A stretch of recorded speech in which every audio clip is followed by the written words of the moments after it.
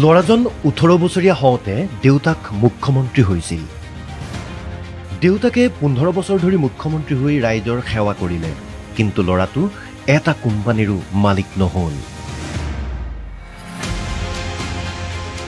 ল'ৰাজনৰ নাম গৌৰৱ গগৈ আৰু ল'ৰাজন তৰুণ গগৈৰ পুত্ৰ। দেউতাকৰ পোছাকযোৰ বগা আছিল, মনটো আছিল শুভ্ৰ। এই শুভ্ৰতাৰ আঁৰত অৱদান আছিল ল'ৰাটোৰ মাকৰো। স্বামীয়ে 15 বছৰ মুখ্যমন্ত্ৰী হৈ থকা স্বত্তেও ল'ৰাটোৰ মাকে এখন বাগানৰো মালিক নহল। বনাব নোৱাৰিলে বহু কোটি টকীয়া ৰিজৰ্ট, খুলিব নোৱাৰিলে ইটোৰ পিছত সিটো চেনেল, কিনিব নোৱাৰিলে কাকত, হ'ব নোৱাৰিলে মিডিয়া বেৰন। নিজৰ ল'ৰাটোকো দিলে সেই শিক্ষা। ল'ৰাটোৰ নাম গৌৰৱ গগৈ, ল'ৰাজন তৰুণ গগৈৰ পুত্ৰ।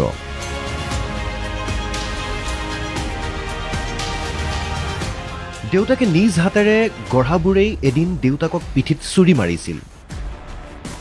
যন্ত্ৰণাত ছটফটালেও আক্ৰোশী নহৈছিল ল'ৰাজনৰ দেউতাক। মহাদেৱৰ দৰেই পাণ কৰি গৈছিল ৰাজনৈতিক হলাহল। পুত্ৰকো দিছিল সেই শিক্ষা। সংসদত ল'ৰাজনে কথা ক'লেই ডাঙৰ হৈ যায় গুজৰাটী মোতাভাইৰ চকু। ল'ৰাজনে যুক্তি দিলেই সংসদত কঁপি উঠে 56 ইঞ্চিৰ বুকু। কাৰণ ল'ৰাজনৰ নাম গৌৰৱ গগৈ আৰু ল'ৰাজন প্ৰয়াত তৰুণ গগৈৰ পুত্ৰ। ইচ্ছা কৰিলেই বিদেশত লোভনীয় চাকৰি কৰিব পাৰিলেহেঁতেন ল'ৰাটোৱে। অলপ চেষ্টা কৰা হ'লেই হ'ব পাৰিলেহেঁতেন IAS, IPS অথবা আন কিবা। চৰকাৰেও খাব নোৱাৰা চাকৰি এটা কৰি স্বচ্ছন্দৰ জীৱন কটাব পাৰিলেহেঁতেন। কিন্তু ল'ৰাটো অন্য ধাতুৰে গঢ়া।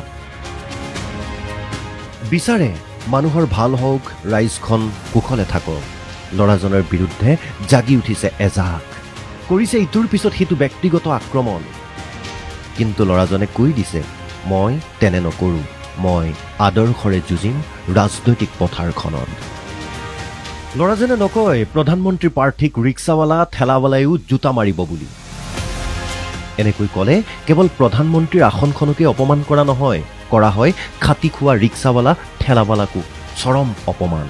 সেই কাম কেতিয়াও নকৰে ল'ৰাজনে কেতিয়াও নাভাবে গুজৰাটৰ পানীৰ পাইপেৰে কি বয়। তেওঁ বিচাৰে তেওঁৰ অসমখনত শান্তিৰ নিজৰা বওক, সম্প্ৰীতিৰ বান্ধোন কটকটীয়া হওক। কাৰণ ল'ৰাজনৰ নাম গৌৰৱ গগৈ আৰু ল'ৰাজন তৰুণ গগৈৰ পুত্ৰ।